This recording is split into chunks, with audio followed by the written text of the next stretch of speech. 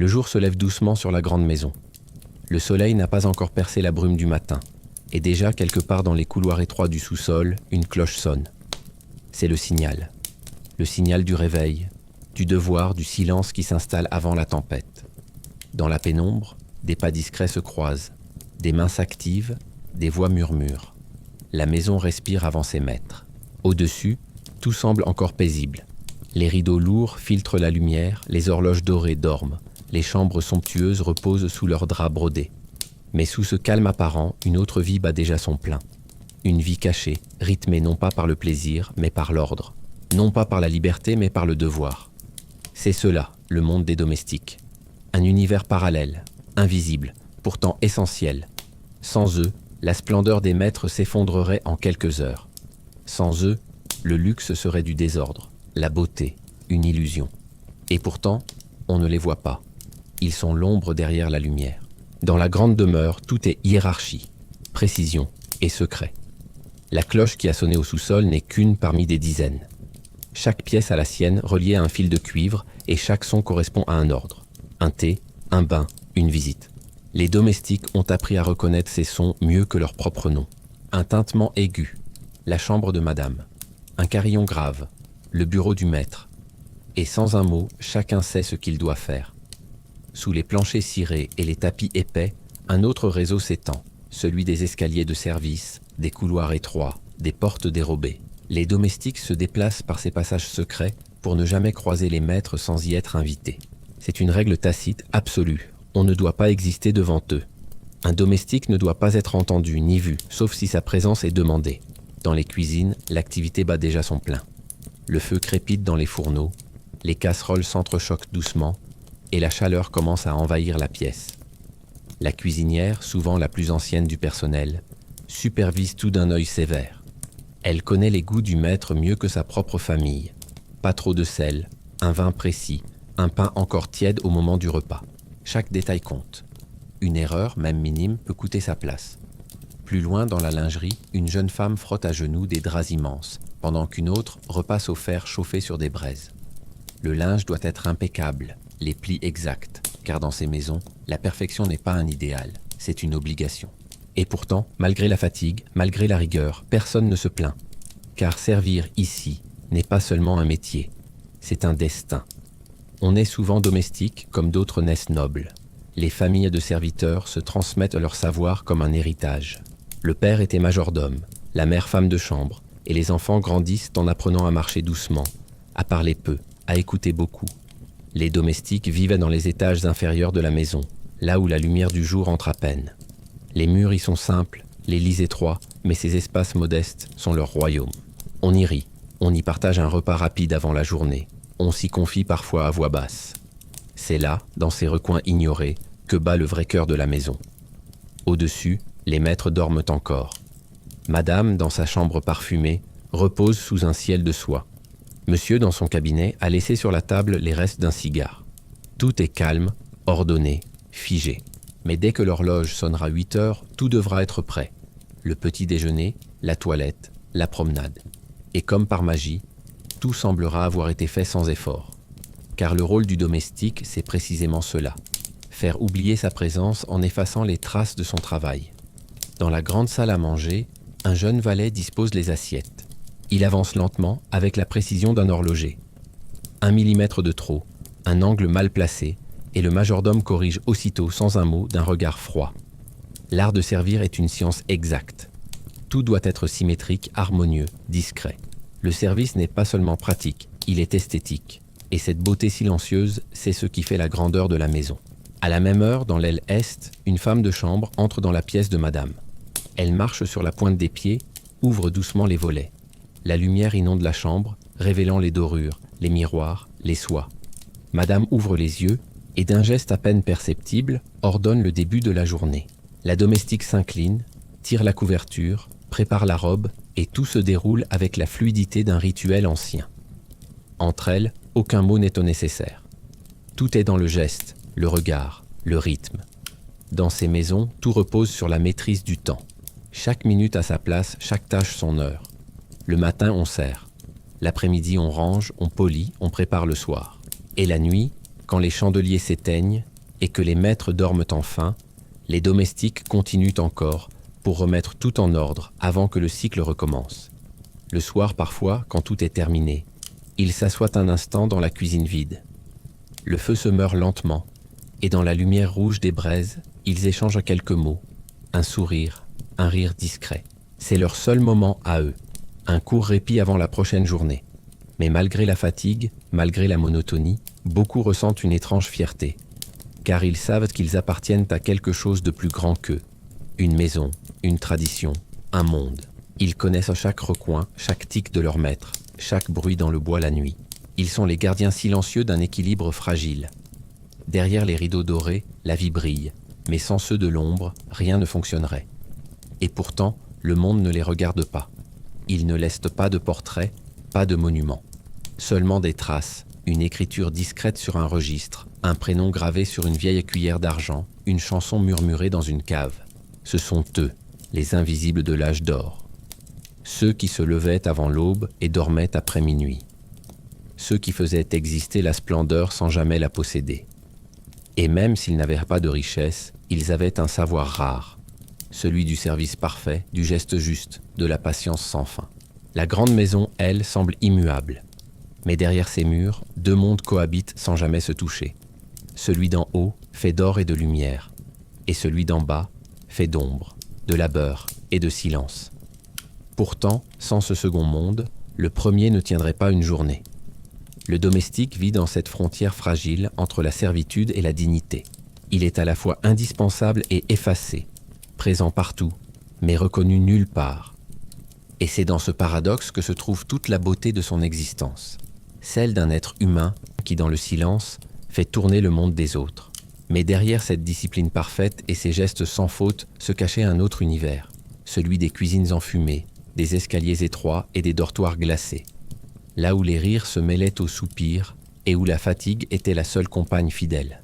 Le monde d'en bas ne connaît pas les dorures ni les tapis épais. Ici, la lumière vient des bougies et des foyers allumés avant l'aube. L'air sent le charbon, le savon et parfois la fatigue. C'est le ventre de la maison, le lieu où tout commence avant que les maîtres ne se lèvent. Les domestiques y vivent comme dans un autre univers. Leurs journées commencent avant le premier chant des oiseaux. Les plus jeunes, les apprentis, se lèvent les premiers pour ranimer le feu. Leur souffle tremble dans l'air froid. Leurs doigts engourdis cherchent les allumettes. À peine le feu crépite-t-il qu'une voix se fait entendre, celle de la cuisinière, autoritaire, presque maternelle. Elle commande comme un capitaine sur un navire. Car ici, dans la cuisine, c'est elle la reine. Les marmites attendent, noircies par les années. Les casseroles pendent le long des murs, alignées comme des soldats. Chaque ustensile a sa place, chaque geste son ordre. Il ne faut pas parler trop fort, mais tout doit aller vite. On coupe, on tranche, on pèse, on goûte. Le pain doit lever, la soupe mijoter, le thé infusé, et tout cela dans un silence presque religieux. Au-dessus, les maîtres dorment encore, mais ici, la vie est déjà une mécanique bien huilée. Une musique faite de bruits simples, le cliquetis du métal, le pas précipité sur la pierre, le souffle du feu qui monte dans la cheminée. C'est le langage du travail. À côté des cuisines, il y a la buanderie. C'est un monde à part, souvent dirigé par une femme âgée, aux bras forts et au dos usé par les années. L'eau y bout dans de grandes cuves de cuivre. Le linge y trempe dans des bassins savonneux. Les vapeurs emplissent la pièce, lourde et étouffante. Les lingères travaillent dans cette chaleur sans se plaindre, les mains rougies par l'eau, les doigts crevassés par le savon. Elles parlent peu, mais chantonnent parfois, de vieilles chansons venues de la campagne, comme pour rappeler qu'elles ont eu autrefois un ciel au-dessus de leur tête. Plus loin, dans un couloir étroit, on trouve les chambres du personnel. Elles sont minuscules, à peine assez grandes pour contenir un lit et une chaise. Les murs y sont nus, les fenêtres hautes et étroites, et le sol craque au moindre pas. Mais pour beaucoup, ces chambres sont un luxe, un endroit à soi, une porte qu'on peut fermer, même si le sommeil y dure rarement plus de quelques heures. Chaque étage du sous-sol correspond à une fonction. Dans un coin, la pièce des valets, toujours en mouvement, toujours sous tension. Ils doivent être prêts à courir au moindre appel. Leurs uniformes sont suspendus à des crochets, leur linge repassé à la perfection. Ils apprennent à marcher sans bruit, à tenir un plateau sans trembler, à ouvrir une porte d'un seul geste, fluides, invisibles. Leur vie n'est qu'attente et obéissance. Mais sous leur discipline, il y a de la fierté. Car dans le monde du service, la perfection est une arme. Le majordome, lui, est le général de cette armée silencieuse. Grand, impassible, souvent vêtu de noir, il supervise tout sans hausser la voix. Un regard de lui suffit à rappeler un oubli, à corriger une faute. C'est lui qui connaît le rythme secret de la maison. Il sait à quelle heure le maître prend son café, quand madame reçoit ses amis, quand les enfants rentrent de leurs leçons. Il est la mémoire vivante du foyer. Mais même lui, malgré son autorité, s'efface à l'arrivée du maître. Il n'est puissant que dans l'ombre. Entre les domestiques, les liens sont forts, mais hiérarchiques. Il y a les anciens, respectés, écoutés, et puis les jeunes, souvent maladroits, venus de la campagne pour faire leur place. Ils apprennent vite que dans le service, la moindre erreur se paie cher. Une tasse mal polie, une robe mal repassée, et les reproches pleuvent, parfois accompagnés d'un renvoi. Mais il y a aussi de la solidarité. Les anciens protégeant les plus faibles, leur apprennent les gestes, les mots à dire, et surtout ceux à ne pas dire. Car dans le monde d'en bas, parler trop, c'est risquer sa place. Le travail est dur, souvent ingrat. Les domestiques mangent après les autres, dorment après les autres, et ne s'assoient que lorsque tout le monde est couché. Mais certains trouvent malgré tout un équilibre. Ils se racontent des histoires, échangent des sourires dans le couloir, ou se retrouvent le soir, en cachette, pour rire à voix basse autour d'un reste de soupe. Ce sont de petits bonheurs, discrets, mais nécessaires pour supporter la fatigue. La vie du personnel est rythmée par les saisons. L'hiver, les corridors sont glacés, et la fumée des cuisines reste suspendue dans l'air. L'été, la chaleur devient suffocante, et les servantes s'éventent avec des torchons pendant qu'elles repassent. Mais jamais le travail ne s'arrête. Une maison ne dort jamais vraiment. Les jours de fête, le contraste entre les deux mondes est encore plus cruel. Tandis que les salons s'emplissent de musique et de rire, les domestiques s'affairent sans relâche dans les coulisses. Leur récompense, un repas pris à la hâte dans la cuisine, et parfois un reste de gâteau laissé par le maître d'hôtel. Mais malgré tout, il y a une étrange satisfaction à voir la maison briller. C'est leur œuvre, même si personne ne prononce leur nom. Certains domestiques restent toute leur vie dans la même maison. Ils y grandissent, y vieillissent, y meurent parfois. Leur existence se fond dans celle de leur maître, au point qu'ils ne savent plus où s'arrête la maison et où commence leur vie. Ils connaissent chaque meuble, chaque couloir, comme d'autres connaissent les chemins de leur village. Et lorsqu'ils quittent le service, si jamais ils le font, ils emportent avec eux le silence d'un monde qu'ils ne reverront jamais. Pourtant, dans ce monde d'en bas, il y a aussi des rêves, des envies de liberté, de changement, d'amour. Certains domestiques échangent des regards interdits dans les couloirs, des promesses chuchotées entre deux services. Mais la maison veille. Les règles sont claires. Pas d'attache, pas d'erreur, pas de scandale. Les émotions doivent rester cachées comme la poussière sous les tapis.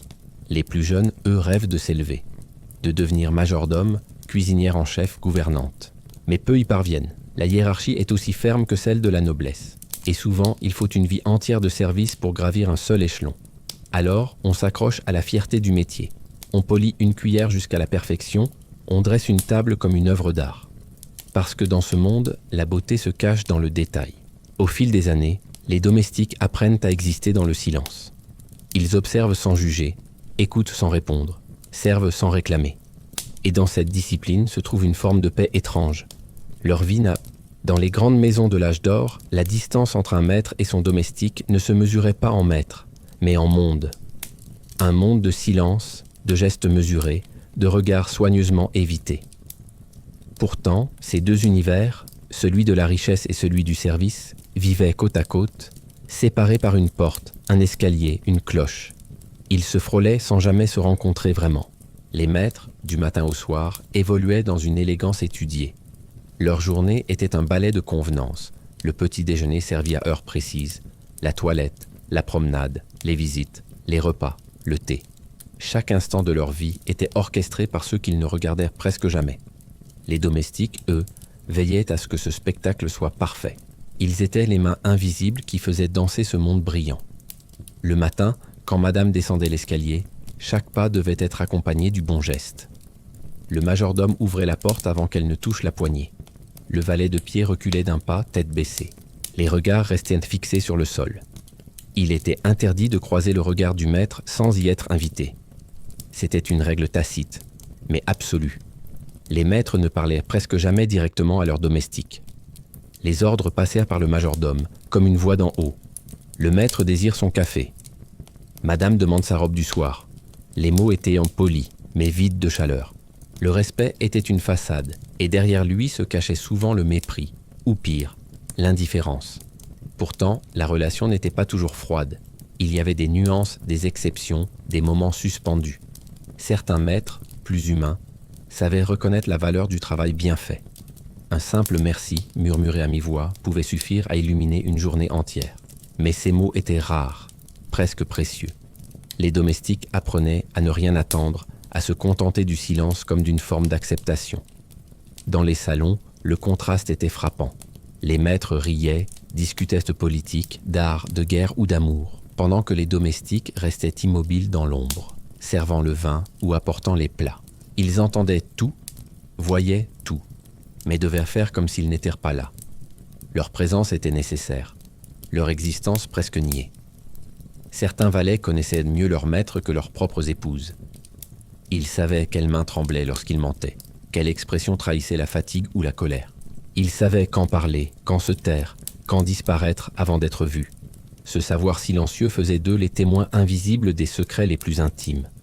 Les femmes de chambre, elles, connaissaient la vie de leur maîtresse jusqu'au moindre détail. Elles voyaient les robes, les bijoux, mais aussi les larmes cachées. Elles entendaient les disputes, les confidences, les lettres brûlées dans les cheminées, et les noms chuchotés dans la nuit.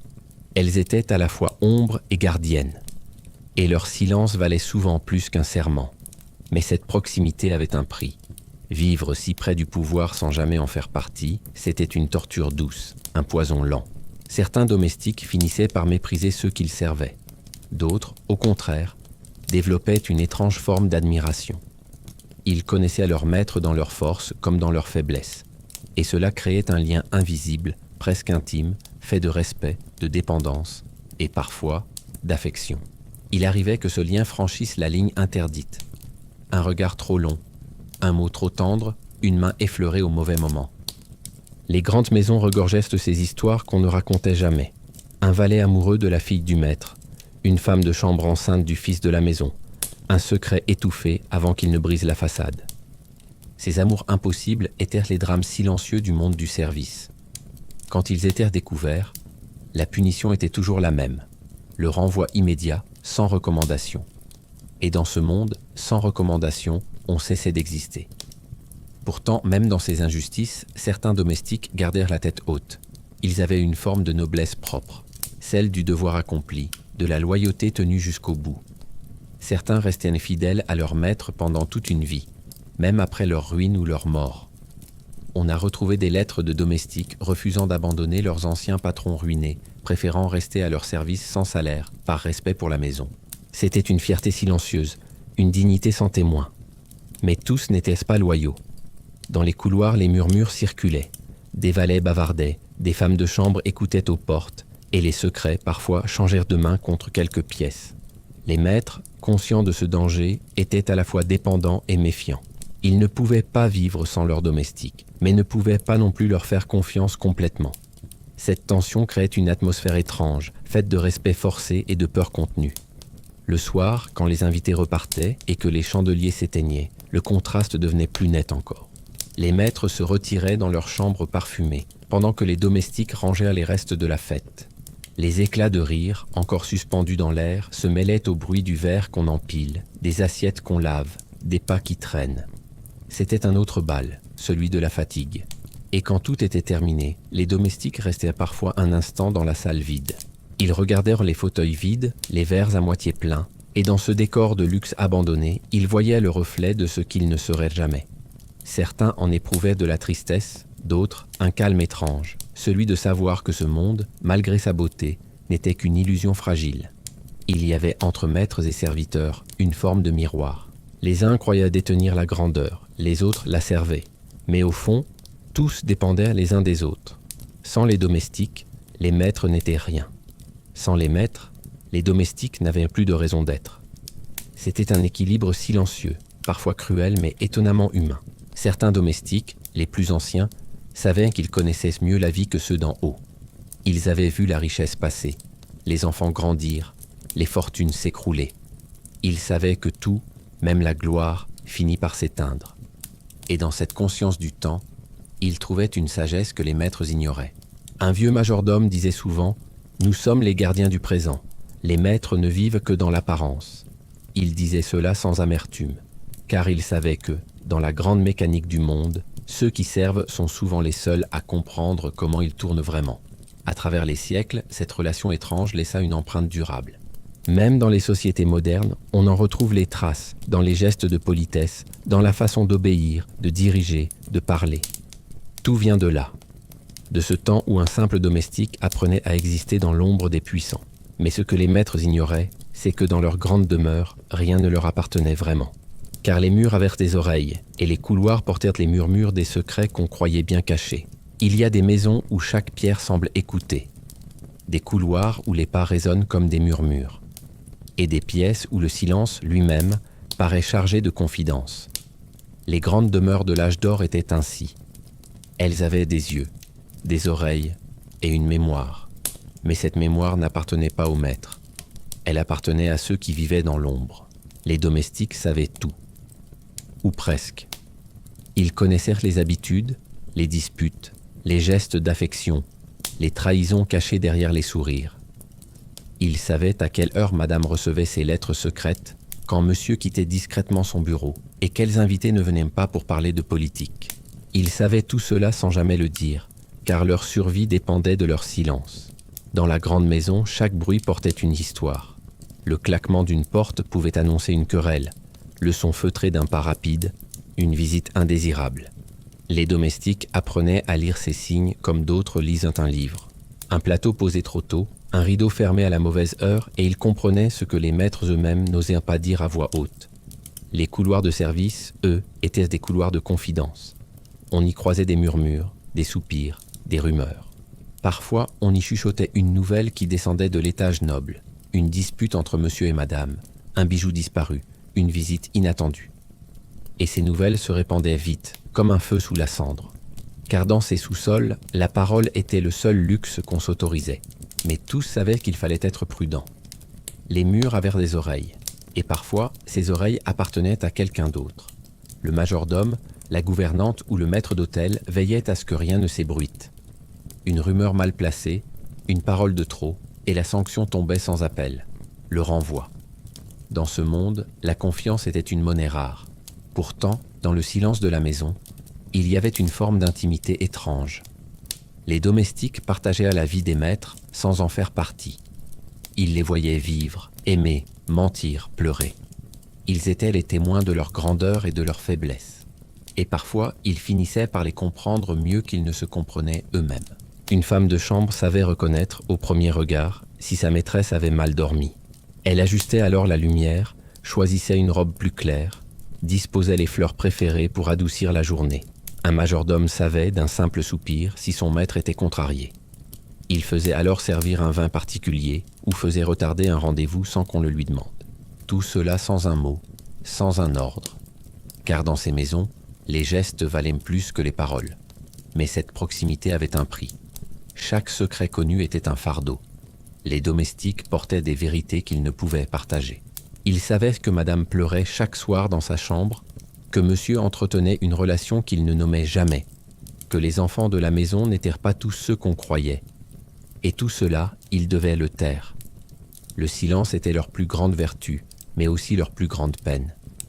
Certains secrets, pourtant, finissaient par peser trop lourd. Alors, dans la cuisine ou la buanderie, les langues se déliaient, à voix basse. Une servante racontait ce qu'elle avait vu.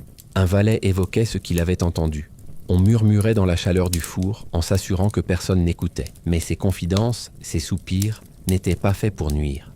C'était une manière de soulager le poids du silence. Il y avait aussi les secrets partagés, ceux que les domestiques gardaient ensemble, comme un pacte invisible. Une lettre égarée et remise à temps, un bijou retrouvé avant que le scandale n'éclate, un mensonge dit pour protéger la réputation de la maison. Les domestiques savaient qu'ils vivaient dans une fiction collective. Leur rôle était de la maintenir intacte, mais il arrivait aussi que le silence se brise. Dans les grandes crises, une faillite, un décès, une trahison, les secrets faisaient surface comme des fantômes. Certains domestiques profitaient de ces moments pour dire ce qu'ils avaient eu si longtemps. D'autres, au contraire, redoublaient de loyauté, protégeant la maison jusqu'au bout, même contre la vérité. Ceux-là étaient les plus respectés, car ils comprenaient que la dignité dans ce monde ne résidait pas dans la parole, mais dans le secret gardé. Les enfants de la maison, eux, étaient souvent les seuls à briser cette barrière invisible. Ils jouaient avec les domestiques, riaient avec eux, sans comprendre les règles du monde adulte. Mais en grandissant, ils apprenaient à oublier ces visages familiers, à parler moins, à regarder sans voir. Et les domestiques, silencieusement, se retiraient dans leur rôle. Le lien se perdait, mais le souvenir restait. Car un enfant se souvient toujours de la main qui l'a aidé à enfiler son manteau, ou de la voix qui lui chantait doucement une berceuse venue d'un autre monde. Dans certains cas, les secrets allaient plus loin. Des lettres interceptées, des affaires d'argent, des amours interdites. Les domestiques devenaient alors les gardiens d'équilibre fragiles. Un mot de travers, et tout pouvait s'effondrer. Certains en profitaient, d'autres tremblaient, mais la plupart restaient fidèles à ce code non écrit. Protéger la maison avant tout. Cette loyauté parfois les liait à leur maître d'une manière profonde. Quand un drame survenait, la mort d'un enfant, la ruine, la maladie, les domestiques étaient les premiers à rester, alors que les amis de la haute société s'éloignaient. Ils étaient là, silencieux, présents. Dans ces moments, la distance entre les mondes s'effaçait. Il n'y avait plus de maîtres ni de serviteurs, seulement des êtres humains unis dans la douleur. Mais dès que la lumière revenait, la hiérarchie reprenait sa place. Les secrets redevenaient des ombres, et les domestiques, à nouveau invisibles. Pourtant, au fond d'eux, ils savaient qu'ils possédaient quelque chose que les maîtres n'auraient jamais, la vérité. Ils connaissaient les visages sans masque, les voix sans apparat, les cœurs sans phare. Et cette connaissance silencieuse leur donnait une force étrange, celle d'observer sans juger, de servir sans haïr. Car dans ce monde où tout reposait sur l'apparence, les domestiques étaient les gardiens du réel. Ils voyaient la beauté, mais aussi la misère, le luxe, mais aussi la solitude. Et dans cette lucidité, ils trouvaient une forme de sagesse. Une sagesse née du silence, du service et du temps. À la fin du jour, quand les chandelles s'éteignaient, les couloirs reprenaient à leur souffle. Le murmure des secrets s'endormait avec la maison. Mais dans l'obscurité, quelque part, un valet ou une femme de chambre se souvenait encore de tout. Et dans ce souvenir, il y avait quelque chose d'immortel. Mais le silence avait un prix. Car pendant que les secrets dormaient dans les murs, les corps, eux, s'épuisaient lentement. Le service, c'était aussi la fatigue, la douleur, et cette lutte invisible que chacun menait contre le temps et l'usure. Le corps se souvient de tout. Des marches montées et redescendues 100 fois par jour, des seaux d'eau portés à bout de bras, du feu nourri dès l'aube et de la douleur qui s'installe dans les doigts, dans le dos, sans jamais partir. C'était cela, la vie d'un domestique, une lutte silencieuse contre la fatigue, contre le temps, contre l'invisibilité. Chaque jour recommençait comme le précédent. Le réveil avant le soleil, le travail avant la parole, le mouvement avant la pensée. Les gestes se répétaient, précis, presque mécaniques, mais derrière eux, il y avait une force, celle de la constance. Dans les grandes demeures, tout devait être impeccable. Rien ne devait trahir l'effort. Les tapis devaient sembler neufs, les vitres invisibles, les draps aussi blancs que la neige. Mais derrière cette perfection apparente, il y avait des heures de travail, des mains abîmées et une endurance presque surhumaine. Les domestiques ne se plaignaient pas. C'était inutile. Leur douleur ne faisait pas partie du décor. Elle restait cachée, comme eux. Quand une servante se coupait en épluchant les légumes, elle enroulait simplement un chiffon autour de sa main et continuait. Quand un valet se brûlait en attisant le feu, il serrait les dents, car arrêter aurait signifié retarder le service. Et retarder le service, c'était risquer le renvoi. La fatigue faisait partie du métier, comme la poussière sur les meubles ou la suie sur les mains. On apprenait à vivre avec elle, à la porter comme une seconde peau. Mais à la longue, elle laissait des traces. Des dos courbés avant 40 ans, des genoux abîmés, des toux qui ne disparaissaient jamais. Et pourtant, dans cette usure, il y avait une étrange noblesse. Car chaque douleur était le signe d'un devoir accompli. La cuisinière, par exemple, travaillait sans relâche. Du matin au soir, la chaleur du four la faisait transpirer, mais elle restait droite, concentrée. Elle connaissait chaque plat, chaque goût, chaque exigence. Elle ne mangeait pas avec les maîtres, mais elle faisait naître sur leur table les plaisirs qu'ils partageaient. Et quand parfois elle entendait un rire ou un compliment venir du salon, elle souriait dans sa cuisine. C'était sa récompense, un éclat de joie venu d'en haut. Les femmes de chambre, elles, vivaient dans un monde de silence et de gestes précis. Elles passaient des heures à frotter les sols, à lisser les draps, à épousseter les bibelots, sans jamais les déplacer d'un millimètre. Elles connaissaient chaque pièce mieux que leur propre visage. Et quand elles s'agenouillaient pour nettoyer, leurs pensées s'envolaient ailleurs, vers un souvenir, une prière, ou simplement le désir de quelques minutes de repos. Les lingères vivaient entourées de draps et de vapeur.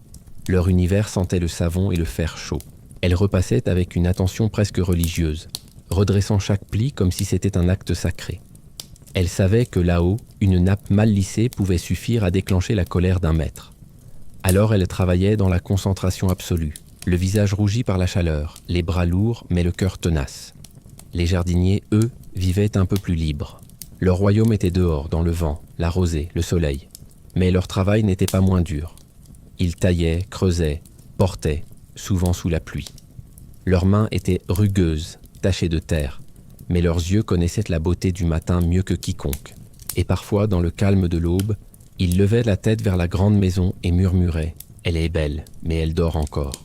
Le poids du travail ne venait pas seulement de la fatigue du corps, mais aussi de la pression constante. Tout devait être parfait. Le moindre oubli, le moindre bruit au mauvais moment pouvait gâcher une journée entière. Un geste maladroit pendant le dîner. Et c'était la honte, parfois même le renvoi. Les domestiques vivaient avec cette peur douce mais permanente, celle de l'erreur. Le majordome était le gardien de cette perfection. Il observait tout, notait tout, sans jamais hausser la voix. Un simple regard suffisait pour rappeler un manquement. Et chacun savait que ce regard pesait plus qu'une punition. Mais il y avait aussi dans ce contrôle une forme d'ordre rassurant. Car dans une vie où tout échappait à leur volonté, les domestiques trouvaient un refuge dans la routine.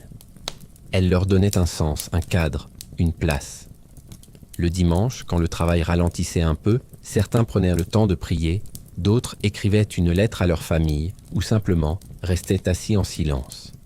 Leur repos était court mais précieux. Ce jour-là, on entendait des rires, des murmures. On partageait du pain, un peu de vin, des histoires.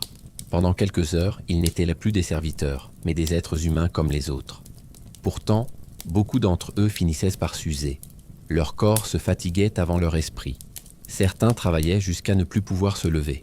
Et quand la maladie les clouait au lit, la maison continuait sans eux. Un nouveau visage venait les remplacer, comme si rien n'avait changé. C'est cela aussi le poids du travail. Savoir que malgré tout l'effort, le monde tourne sans s'arrêter.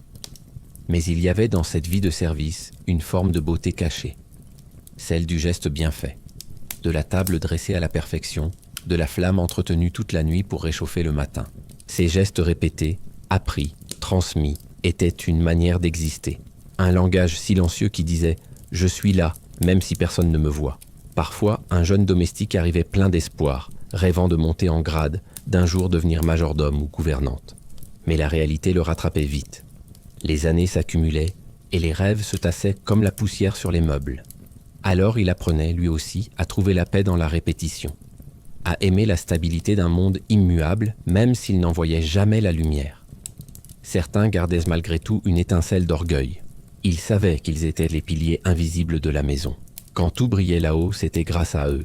Quand les invités s'émerveillaient, c'était leur travail qui faisait naître l'émerveillement. Et dans cette conscience discrète, il y avait une forme de victoire. À la tombée du soir, quand la maison s'endormait, les domestiques sentaient le poids de leur corps, mais aussi celui de leur importance silencieuse. Ils s'asseyaient un moment, souvent seuls, écoutant le vent passer sous les portes, le feu s'éteindre lentement. Et dans cette paix fragile, ils trouvaient un sens à leur labeur. Leur vie n'était pas faite de gloire, mais de courage tranquille. Ils ne cherchaient pas à être vus, seulement à continuer jour après jour dans cette fidélité à la maison, aux devoirs et à eux-mêmes. Car au fond, chaque geste qu'ils posaient, chaque effort qu'ils donnaient, était une façon d'aimer. Aimer la vie malgré son poids, aimer le travail malgré la douleur, et aimer ce monde qui, même sans les regarder, reposait entièrement sur leurs épaules. Mais derrière cette force silencieuse, il y avait celle qui portait le fardeau le plus lourd. Des femmes dont la vie entière se passait à servir, à soigner, à se taire. Celles qu'on appelait les invisibles de l'ombre. Elles se levaient avant tout le monde. Avant même que le feu ne prenne, avant que le jour ne colore les fenêtres. Leurs pas légers traversaient la maison endormie comme des murmures. Elles étaient partout, et pourtant, personne ne les voyait. Elles étaient les mains qui faisaient tourner le monde, les femmes de l'ombre. Dans la grande maison, elles étaient nombreuses. Les femmes de chambre, les lingères, les cuisinières, les nourrices, les repasseuses. Elles travaillaient sans relâche, leur journée avalant la nuit et leur vie. Elles étaient jeunes parfois, vieilles souvent, et chacune portait sur son visage les marques du service. Une ride précoce, une brûlure oubliée, ou simplement ce regard calme de celles qui ont trop vu sans jamais parler. La journée commençait souvent dans la cuisine. L'air y était déjà chaud, saturé de vapeur et d'odeur de soupe. Les femmes s'y croisaient, fatiguées mais éveillées, échangeant quelques mots à voix basse. Certaines riaient malgré tout, car dans ce monde de labeur, le rire était une résistance. Une façon de dire « je tiens encore ». La cuisinière régnait sur cette pièce comme une reine silencieuse. Elle connaissait chaque ingrédient, chaque recette, et surveillait ses apprentis d'un œil précis. Les jeunes femmes la craignaient un peu, mais elles savaient qu'elle était juste. Elle aussi avait commencé tout en bas, pelant des légumes, lavant la vaisselle dans l'eau froide. Sa force, c'était le temps, et sa fierté, c'était de nourrir toute la maison sans jamais en partager le repas. Les femmes de chambre, elles, vivaient dans un autre monde, celui des tissus, des parfums, des miroirs. Elles préparaient les robes, coiffaient les cheveux, décoraient les chambres comme si elles disposaient des hôtels. Mais dans cette intimité avec leur maîtresse, elles devaient s'effacer encore davantage. Elles voyaient tout, entendaient tout, mais ne pouvaient rien dire, rien ressentir, rien laisser paraître. Un bouton mal fermé, une épingle mal placée, et les reproches pleuvaient comme la pluie d'hiver. Les lingères, elles, vivaient entourées de linge blanc, dans une vapeur de lessive et de savon. Leur peau, à force d'eau et de chaleur, devenait sèche comme du parchemin. Elles passaient des heures à frotter, rincer, étendre, repasser, plier. Le moindre pli mal fait pouvait attirer la colère du maître d'hôtel. Mais dans leurs gestes, il y avait une forme de beauté. Elles savaient que chaque drap qu'elles lavaient, chaque nappe qu'elles pliaient, serait touché par les maîtres, sans qu'ils imaginent un instant le travail qu'il avait fallu pour que tout soit si parfait. Les femmes portèrent le poids du travail, mais aussi celui du regard. Dans les grandes maisons, leur position était double, invisible aux yeux des dames et vulnérable face aux hommes. Un sourire mal interprété, un geste mal compris et une rumeur pouvaient ruiner une vie. Certaines devaient fuir discrètement après une faute qu'elles n'avaient pas commise. D'autres portaient en silence des secrets plus lourds encore. Une jeune servante, par exemple, pouvait être courtisée par le fils du maître. Au début, elle rougissait, croyant à la tendresse. Puis venait la promesse, la peur, le désastre. Quand son ventre commençait à s'arrondir, on la renvoyait sans un mot, avec un peu d'argent ou une lettre de recommandation mensongère. Et elle disparaissait, emportant avec elle la honte qu'on lui avait imposée. Mais malgré tout, ces femmes tenaient ce bon. Elles s'épaulaient entre elles, partageant un morceau de pain, une confidence ou simplement un regard de compassion. Elles formaient une fraternité muette, faite de gestes et de silence. Dans la buanderie, le soir, quand la maison dormait, elles se racontaient des histoires, de leur village, de leur mère ou de leurs rêves. Certaines espéraient se marier, d'autres économisaient pour ouvrir un petit commerce. Mais la plupart savaient que leur vie se passerait ici, dans ces murs où elles étaient à la fois partout et nulle part. La gouvernante, elle, était leur repère.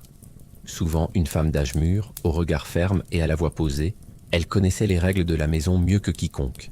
Elle avait servi plusieurs générations et savait comment maintenir l'ordre sans la peur. Elle protégeait ses filles, mais savait aussi quand se taire pour préserver la paix. Elle était à la fois mère, juge et confidente. Les femmes du service étaient aussi celles qui prenaient soin des enfants. Les nourrices, les gouvernantes, celles qui chantaient doucement dans l'ombre des chambres. Les petits apprenaient à les aimer, parfois plus que leurs propres parents. Mais un jour, inévitablement, on leur apprenait à ne plus les appeler par leur prénom. À dire « ma nourrice »,« ma servante », comme si l'affection devait elle aussi obéir à la hiérarchie. Pour ces femmes, c'était une déchirure silencieuse. Mais elles l'acceptaient, parce que c'était leur rôle. Elles donnaient sans rien recevoir, et dans ce don total, il y avait une grandeur que personne ne voyait. Certaines femmes de service vivaient dans la maison toute leur vie, sans jamais avoir eu d'enfant, ni de mari, ni même une chambre à elles. Leur existence se confondait avec celle de la maison. Elles connaissaient le moindre grincement du plancher, le parfum de chaque saison, le son exact de chaque cloche.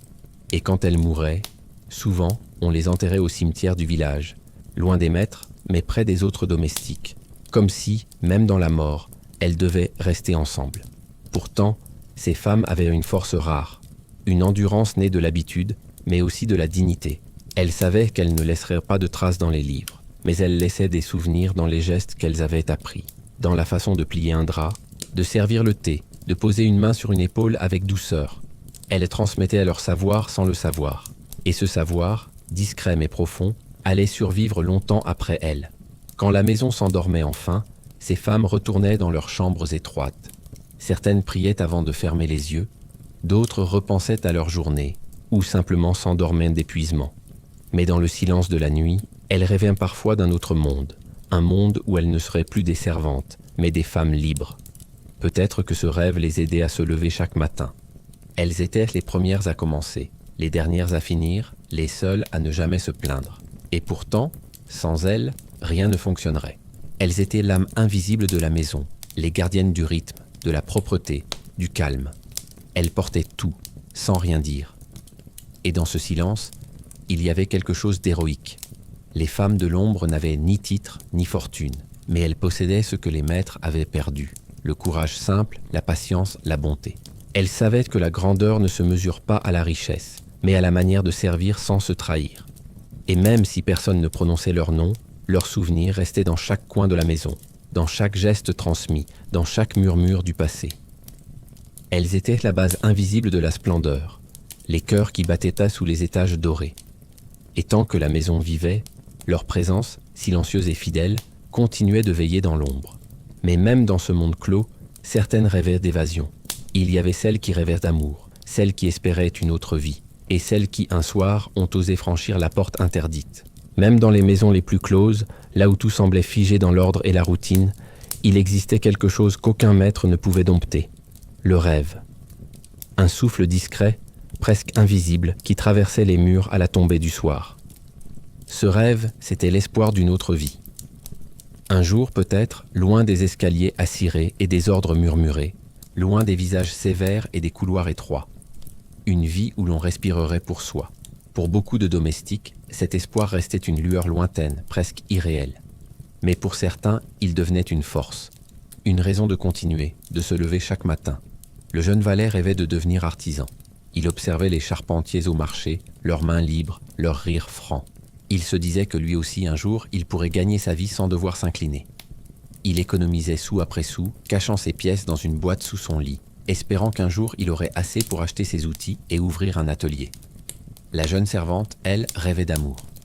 Pas de celui qu'on chuchote en cachette entre deux portes, mais d'un vrai amour, libre, simple, sincère. Un homme qui ne la regarderait pas comme une domestique, mais comme une femme. Souvent, le soir, en rangeant la chambre de sa maîtresse, elle observait les portraits accrochés au mur, les couples élégants, les sourires figés, les promesses d'éternité. Elle se disait que peut-être, dans un autre monde, elle aussi aurait eu le droit à son propre portrait. Mais l'espoir dans les grandes maisons était un luxe dangereux. Car rêver, c'était déjà désobéir. La maison demandait soumission et silence. Les maîtres n'aimaient pas les domestiques qui pensaient pas trop. Un domestique devait être utile, discret et reconnaissant. Tout désir au-delà de cela devenait suspect. Alors, ceux qui rêvaient apprenaient à le cacher. Ils cachaient leurs espoirs derrière un sourire, leurs envies derrière la perfection de leur travail. Mais à la moindre fissure, le rêve ressortait, dans un regard un peu trop long, dans une phrase laissée en suspens, dans une chanson murmurée, pendant qu'il nettoyait la vaisselle. Certaines servantes tentaient de s'échapper, littéralement. Elles profitèrent d'une nuit sans lune, d'une porte mal verrouillée, et s'enfuyaient vers la ville. Là, elles espéraient trouver un emploi différent, dans une boutique, un atelier, une auberge. Mais le monde n'était pas tendre avec elles. Sans recommandation, sans argent, elles devenaient souvent proie facile pour ceux qui savaient exploiter la misère. Quelques-unes réussissaient, d'autres finissèrent par revenir, fatiguées, honteuses, suppliant qu'on les reprenne. Et la maison parfois acceptait, car même les maîtres savaient qu'il valait mieux une domestique revenue qu'une inconnue à former. D'autres trouvaient des moyens plus discrets pour échapper à leur vie. Certaines lisaient en cachette les vieux journaux ou les romans abandonnés par les maîtres. Elles découvraient dans ces pages des mondes qu'elles n'avaient jamais vus. La mer, les voyages, les amours interdites, la liberté. Leur imagination devenait un refuge. Elles voyageaient en silence, chaque soir, dans les mots d'un autre. Et quand elles refermaient le livre, elles souriaient doucement, comme si, pendant un instant, elles avaient vécu ailleurs. Parfois, l'espoir prenait la forme d'une amitié. Deux domestiques partageaient leurs confidences, leurs rêves. Ils parlaient de partir ensemble, de se marier, d'ouvrir une petite auberge. Ces promesses flottaient dans l'air comme des bulles fragiles. Elles donnaient de la lumière à leur journée. Mais souvent, la réalité les rattrapait. Un changement de maison, un renvoi, et les bulles éclataient dans le silence. Pourtant, il arrivait que certains réussissent vraiment à s'en aller. Ils économisaient pendant des années, acceptaient des privations sans fin, et un jour, sans prévenir, ils disparaissaient. Certains devenaient tailleurs, boulangers, lavandières indépendantes. D'autres partirent pour la ville, où personne ne connaissait leur passé. Là-bas, ils pouvaient enfin marcher sans uniforme, parler sans permission et regarder le monde autrement. Mais même loin, ils restaient marqués par la maison. Ils gardèrent dans leurs gestes cette précision, cette politesse, cette discrétion apprise dans l'ombre. La maison ne les quittait jamais tout à fait. Il y avait aussi ceux qui choisissèrent de rester, non pas par peur, mais par attachement. Certains domestiques aimaient profondément la maison qu'ils servaient. Ils y avaient grandi, connu leur première joie, leur première douleur. Ils connaissaient chaque craquement du bois, chaque odeur de cire, chaque souffle des murs. Pour eux, partir aurait été comme quitter une partie d'eux-mêmes. Alors ils restaient, non par servitude, mais par fidélité. Les plus anciens savaient que la fuite n'était pas toujours physique. Parfois, elle se faisait dans la tête. Ils trouvaient la liberté dans la routine, dans la beauté du travail bien fait, dans la conscience d'être utiles, dans les petits moments de silence où personne ne les observait. Une cuisinière, un soir, en regardant le feu du four, disait « Je ne suis peut-être pas libre, mais dans ma cuisine, tout obéit à ma main. » C'était sa façon à elle de résister. Le dimanche, quand la cloche de l'église sonnait, certains domestiques sortaient de marcher dans le village. Leur démarche lente contrastait avec celle des maîtres. Ils regardèrent les arbres, les enfants, le ciel. Ils respiraient profondément, comme si, le temps d'un instant, le monde leur appartenait. Ces promenades étaient leur petite fuite hebdomadaire. Un moment d'air, de lumière, de vie simple. Mais malgré tout, le rêve de partir restait une idée presque sacrée. Même ceux qui savaient qu'ils ne partiraient jamais gardaient ce rêve vivant dans un coin de leur esprit. Il leur rappelait qu'ils étaient encore des êtres humains, capables de vouloir, d'espérer, de désirer. Et c'était déjà une forme de liberté. Certains, avant de mourir, confiaient leurs espoirs à un autre domestique. « Si un jour tu pars, pense à moi. » Ces mots simples étaient comme un testament silencieux, une promesse passée d'une génération à l'autre, celle de ne pas laisser les murs refermer toute la lumière. Le monde des domestiques était dur, mais ils n'avaient pas réussi à tuer l'espoir. Au contraire, c'est dans les endroits les plus sombres que le rêve brillait le plus. Dans le regard d'une servante qui chantait seule dans la cuisine, dans la main d'un valet qui serrait ses économies, dans le cœur d'une nourrice qui berçait un enfant qu'elle ne garderait pas. L'espoir ne faisait pas de bruit. Il ne criait pas, ne revendiquait rien. Il avançait doucement, comme un souffle. Et parfois, quand une porte s'ouvrait, quand un sourire échappait à la règle, il se glissait dans la lumière et grandissait. Car même dans la servitude, même dans la fatigue, même dans la peur, il restait ce feu intérieur, discret, fragile, mais vivant. Le feu de ceux qui savent qu'un jour, le monde changera, ou du moins, qu'ils auront osé y croire. Mais tous les rêves du monde ne pouvaient rien contre le temps. Car vint un jour où les grandes maisons commencèrent à se vider, où les maîtres perdirent leur fortune, et où ceux qui servaient durent affronter un monde nouveau, sans repère. Un matin, tout changea. Ce n'était pas un événement brutal, pas un cri, pas une explosion. C'était plus lent, plus sourd, comme un glissement invisible. Les grandes maisons, qui avaient semblé éternelles, commencèrent à se fissurer de l'intérieur. Non pas dans leurs murs, mais dans leur certitude. Depuis des générations, le monde du service vivait au rythme des saisons, indifférent aux guerres, aux révoltes, aux changements de mode. Mais le siècle nouveau apportait avec lui un vent différent, celui du progrès, des usines, des idées nouvelles. Dans les villes, les machines remplacèrent les mains, et dans les salons, les conversations changèrent de ton. Les maîtres parlaient désormais d'argent, d'affaires, de commerce, et non plus de gloire ou d'honneur. Le monde ancien, celui du devoir et des apparences, commençait doucement à se dissoudre. Pour les domestiques, les signes étaient discrets d'abord. Un repas moins fastueux, un maître plus soucieux, une commande reportée, une pièce qui restait froide faute de charbon. Puis un jour, le majordome reçut l'ordre de réduire le personnel. Les plus jeunes furent renvoyés les premiers, avec une simple lettre de recommandation et quelques pièces. Les autres comprirent sans qu'on le leur dise. La maison n'était plus ce qu'elle avait été. Certains maîtres tentaient de sauver les apparences. Ils continuaient d'organiser des dîners, de recevoir des invités, de rire trop fort dans des salons trop grands. Mais derrière les portes closes, les dettes s'accumulaient et les domestiques voyaient ce que personne d'autre ne voyait. La peur. La peur dans le regard de monsieur en lisant ses comptes, le tremblement dans la voix de madame parlant d'avenir. La grandeur n'était plus qu'un décor. Un soir, le majordome fut convoqué. On lui remit une enveloppe scellée d'un cachet rouge. Dedans, son congé, écrit avec une politesse glaciale. Il avait servi 30 ans dans cette maison, vu naître les enfants, vieillir les parents, et voilà qu'on le remerciait pour ses loyaux services. Il ne dit rien. Il s'inclina, rangea la lettre dans sa poche et quitta la maison avant l'aube, comme un fantôme qui ne voulait pas troubler le sommeil des vivants. Peu à peu, les maisons se vidaient. Les couloirs autrefois remplis d'échos devinrent silencieux. Les cloches, qui sonnaient jadis à chaque appel, restaient muettes. Les grandes cuisines refroidirent, les chandeliers ne brûlaient plus qu'aux grandes occasions. Les domestiques restants tentaient de maintenir l'illusion. Ils époussetaient des meubles que plus personne ne regardait, préparaient des repas pour des invités qui ne venaient plus. La maison respirait encore, mais c'était une respiration lente, vieillissante, comme celle d'un corps au bord du sommeil éternel. Certains domestiques furent les derniers à partir.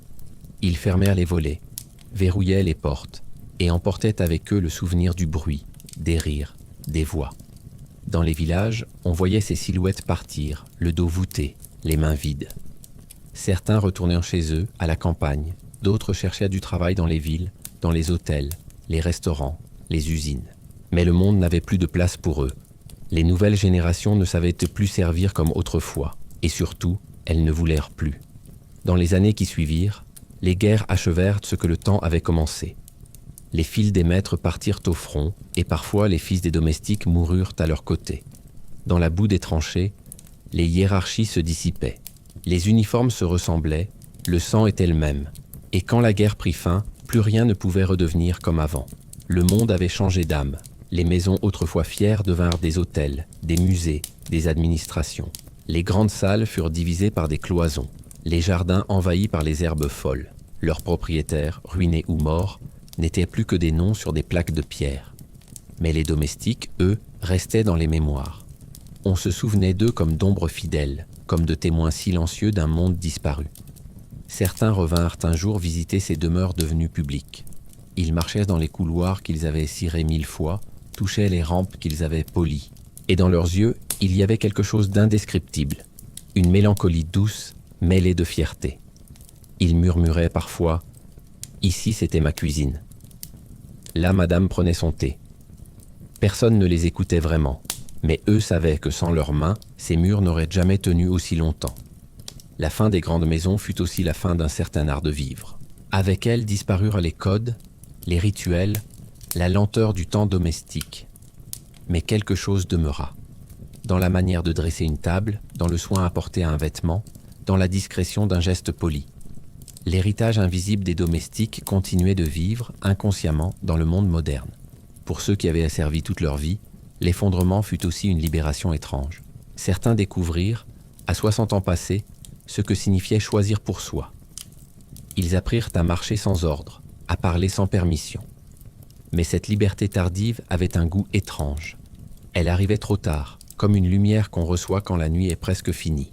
Une ancienne femme de chambre, devenue blanchisseuse indépendante, disait un jour à une cliente « J'ai passé ma vie à rendre les autres heureux.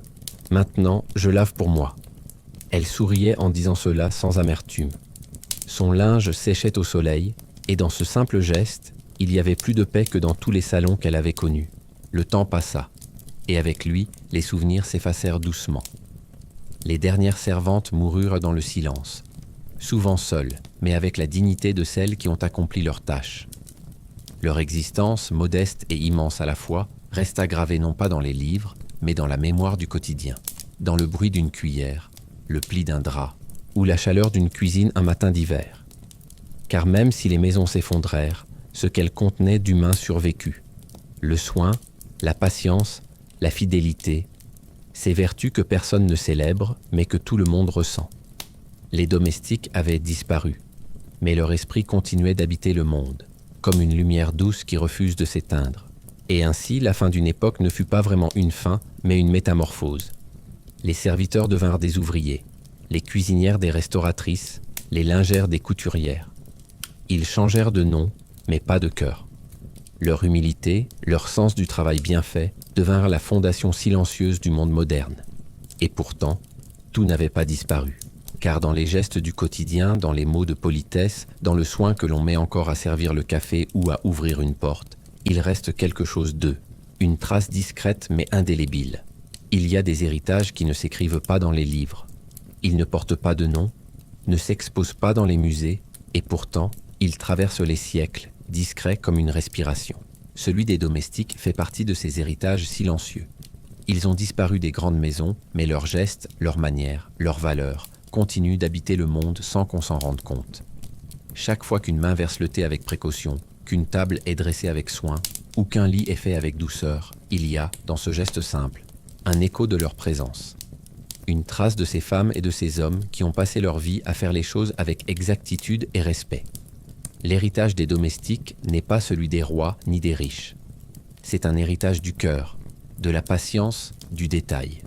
Ils ont transmis une idée du monde où la beauté se cache dans le service, où la noblesse n'a rien à voir avec la naissance, mais avec la manière d'accomplir ce qu'on doit faire. Leurs valeurs se sont glissées dans la culture sans bruit. Le respect des horaires, la propreté, la façon de dire « s'il vous plaît » et « merci » ne sont pas des inventions récentes. Elles viennent de ces temps où la politesse était une forme de survie. Leur discipline, leur souci du travail bien fait sont devenus les bases du monde moderne. Les domestiques ont appris à l'humanité ce qu'était la rigueur, le soin, la discrétion. Dans les grandes villes, quand les hôtels, les restaurants, les usines sont apparus, c'est leur savoir-faire qui a tout bâti. Les anciens serviteurs sont devenus cuisiniers, concierges, gouvernantes. Ils ont transmis leur précision, leur sens du service. Et sans le savoir, ils ont inventé un art de vivre. Un art où servir ne signifiait pas se soumettre, mais honorer un engagement, tenir une promesse faite à soi-même, celle de faire les choses bien. Mais l'héritage le plus profond, peut-être, ne se trouve pas dans les gestes, mais dans la mémoire collective. Les domestiques ont laissé à la société une image de la dignité silencieuse. Ils ont montré qu'on pouvait vivre sans gloire, mais avec grandeur. Ils ont enseigné sans le dire que la vraie force n'a pas besoin d'être vue et que le mérite ne cherche pas la reconnaissance. Beaucoup de familles d'aujourd'hui ont dans leur histoire un ancêtre domestique. Un valet, une cuisinière, une nourrice, une gouvernante. Souvent, on l'évoque à demi-mot, comme une ombre dans la lignée. Mais si l'on regarde bien, on retrouve dans les générations suivantes leur héritage discret. La patience d'une grand-mère, la précision d'un père, la pudeur d'un enfant. C'est leur sang, leur endurance, leur sagesse qui coulent encore dans les veines du monde. On dit parfois que le service abaisse l'homme. Mais ceux qui ont vécu dans l'ombre s'avèrent le contraire. Ils savaient qu'il existe une forme de liberté dans le dévouement. Quand on choisit de bien faire, même pour un autre, on se rend maître de soi-même. Ce n'est plus un acte de soumission, mais un acte d'honneur. Les domestiques n'étaient pas esclaves. Ils étaient les gardiens de l'ordre, les artisans du quotidien, les bâtisseurs invisibles de la paix des autres. Il y avait aussi, dans leur manière d'être, une forme d'élégance intérieure. Pas celle des habits ou des bijoux, mais celle du geste juste, de la retenue, de la mesure. Ils savaient que la vraie élégance, c'est celle qui ne cherche pas à briller, mais à apaiser. Et cette idée s'est transmise, sans mots, dans la manière dont on se comporte encore aujourd'hui. Regardez une réception moderne, un dîner, une cérémonie. On y retrouve leurs règles, leurs codes, leurs rituels. Le soin de bien recevoir, de faire attention aux autres, de maintenir la dignité du moment. Tout cela vient de leur monde. Ils ont transformé la servitude en art. Même le langage garde leurs traces. Des expressions comme faire bonne impression, tenir son rang, mettre les petits plats dans les grands sont des héritages de leur univers. Elles rappellent un temps où chaque détail comptait, où la vie sociale était un théâtre et où les domestiques en étaient les metteurs en scène invisibles. Mais leur plus grand héritage, c'est sans doute cette idée qu'on appelle aujourd'hui l'humilité. Ils ont prouvé que la grandeur n'a pas besoin de reconnaissance, que la valeur d'un être humain se mesure à sa constance, à sa bonté, à sa capacité à servir sans se perdre. Et même si leur monde a disparu, leur philosophie reste vivante. Quand un médecin se dévoue à ses patients, qu'un enseignant donne le meilleur de lui-même, qu'un ouvrier s'applique dans son travail, il y a un peu de l'esprit de ces domestiques dans leurs gestes. Car servir au fond, c'est donner une part de soi pour le bien de l'autre. C'est cela qu'ils nous ont laissé, la noblesse du service, la fierté du travail bien accompli. Parfois, quand on visite les vieilles demeures transformées en musées, on s'émerveille devant les salons dorés, les lustres, les portraits, les meubles. Mais si l'on ferme les yeux un instant, on peut encore entendre le bruit feutré des pas sur la pierre, le murmure d'une voix qui demande « Avez-vous besoin de quelque chose, madame ?» Ces sons imaginaires sont comme des échos du passé, des traces de vie qui continuent de hanter doucement les lieux. Dans chaque maison, il y avait une âme. Et cette âme, ce n'était pas celle des maîtres, mais celle de ceux qui la faisaient vivre. Ce sont eux qui gardèrent la chaleur des murs, qui faisaient tourner les horloges, qui savaient quand le feu devait être ravivé, quand une fenêtre devait être ouverte pour laisser entrer la lumière. Ils étaient les gardiens du rythme, du souffle, de la continuité. Et même quand les maisons se sont éteintes, leur esprit, lui, ne s'est jamais dissipé. Aujourd'hui encore, dans les grandes demeures ou les petits foyers, leurs gestes revivent à chaque instant. Une nappe posée avec soin, un plat préparé pour recevoir, un lit refait avant la nuit. Des gestes simples, mais porteurs d'une mémoire ancienne, celle d'un monde où le soin donné à autrui était une forme d'amour discret.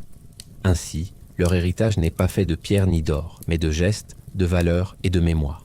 Ils ont appris à l'humanité que le vrai pouvoir ne réside pas dans le commandement, mais dans la maîtrise de soi, et que le service, loin d'être une faiblesse, est une preuve de grandeur. Les domestiques ont disparu des couloirs, mais leur ombre habite encore nos vies. Elle veille, silencieuse, dans le fond de nos habitudes, dans notre façon d'honorer les choses, dans le respect qu'on garde, parfois sans savoir pourquoi, pour la beauté du travail accompli. C'est cela leur héritage, une sagesse discrète, un murmure dans le bruit du monde. Une leçon de patience, d'humilité et d'amour du détail. Ils n'ont jamais cherché la gloire, mais ce sont eux qui, sans le vouloir, ont donné au monde une leçon d'humanité. Et si, au fond, ces vies silencieuses avaient compris avant tout le monde ce qu'était la vraie grandeur? Car servir la lumière sans jamais être vu, c'est peut-être cela, la plus belle forme d'existence. Il y a dans chaque époque des êtres qui passent sans laisser de traces visibles. Ils ne bâtissent pas des empires, ne signent pas des traités, ne font pas de discours. Et pourtant, ce sont eux qui maintiennent le monde debout. Les domestiques appartenaient à cette race d'âmes discrètes, celles qui ne cherchent pas la lumière, mais la portent en silence. Dans les grandes maisons de l'âge d'or, leur existence semblait effacée, presque effrayée de déranger. Mais si l'on regarde de plus près, on comprend que c'est grâce à eux que tout tenait. C'est eux qui allumaient les bougies au crépuscule, qui gardèrent les feux vivants, qui faisaient de la maison un refuge. Sans eux, les murs n'étaient que pierre et poussière. Avec eux, la maison respirait. Leur travail n'était pas seulement un devoir, c'était un art de vivre. Un art fait de gestes précis, d'attention, de mesure. Servir pour eux, ce n'était pas s'abaisser, c'était une manière d'honorer la vie elle-même. Quand ils dressaient une table, ils ne pensaient pas à plaire, mais à créer un moment d'harmonie. Quand ils allumaient une lampe, ils ne voyaient pas la flamme, mais la chaleur qu'elle allait offrir. Ils servaient la lumière, au sens propre et au sens profond. Leur rôle était d'éclairer sans être vu, de donner sans réclamer, de transmettre sans garder. C'est une forme de sagesse rare, celle de ne rien posséder, mais de tout embellir. Il y avait dans leur vie une beauté tranquille, une servante qui chantait doucement en lavant les draps, un valet qui sifflait dans l'escalier avant l'aube, une cuisinière qui goûtait sa soupe avec fierté, un jardinier qui saluait le soleil en relevant la tête après des heures de travail. Chacun d'eux portait un éclat d'humanité pure. Ils ne faisaient pas semblant, ils faisaient. Et dans ce simple verbe, faire, il y avait toute leur grandeur. Le monde moderne a oublié cette lenteur, cette manière d'habiter chaque geste. Aujourd'hui, tout va vite, tout s'efface, et pourtant, il y a encore des moments où leur esprit revient. Quand on range une table après un repas partagé, quand on balaie le sol avant la nuit, quand on prend soin d'un lieu, d'une personne, d'un instant. Ce sont des héritages invisibles, des restes de lumière transmis par des mains disparues. On pourrait croire que ces vies n'avaient rien de noble. Mais elles contenaient une vérité profonde, celle que la valeur d'un être humain ne dépend pas de ce qu'il possède, mais de la manière dont il donne. Et eux, ils donnaient tout, leur temps, leur force, leur jeunesse, leur silence aussi. Ils donnaient sans attendre de retour parce qu'ils croyaient en quelque chose de plus grand qu'eux, le devoir, la beauté, l'ordre du monde. Il y a dans cette humilité une forme d'éclat que peu comprennent, une flamme qui ne brille pas pour attirer, mais pour éclairer doucement ce qui l'entoure. Les domestiques étaient ces flammes. Ils portaient à la lumière dans les endroits sombres, ils adoucissaient le poids des jours, et souvent, ils réparaient les erreurs des puissants sans qu'on le sache. Ils étaient les gardiens silencieux de la paix des autres. On raconte parfois que certaines vieilles demeures sont hantées, mais les fantômes qu'on y sent ne sont pas toujours ceux qu'on croit. Ce ne sont pas les maîtres fiers ou les invités élégants qui reviennent. Ce sont les pas feutrés d'une servante, le murmure d'une gouvernante, le craquement d'une porte ouverte avant l'aube. Leur présence persiste, parce que leur amour du lieu n'a jamais cessé. Ils ont servi ces maisons avec tant de dévouement qu'ils en sont devenus une part de leur âme. Même après des siècles, on ressent encore leur empreinte. Dans le calme d'un matin où la lumière glisse sur le parquet, dans la propreté d'une chambre bien tenue, dans la paix d'un foyer où tout semble à sa place. Ce sont des traces invisibles de leur passage, des bénédictions silencieuses laissées par des vies entières de soins. Peut-être que leur rôle n'était pas seulement social. Peut-être qu'ils étaient là pour rappeler au monde une vérité oubliée. Que le bonheur ne réside pas dans le pouvoir, mais dans l'attention portée aux choses simples. Ils ont prouvé, sans le dire, qu'un geste humble peut contenir autant de beauté qu'une œuvre d'art ou qu'un grand discours. Un valet qui cirait les chaussures de son maître y mettait autant de précision qu'un peintre devant sa toile. Une lingère qui pliait un drap le faisait avec la même rigueur qu'un sculpteur taillant la pierre.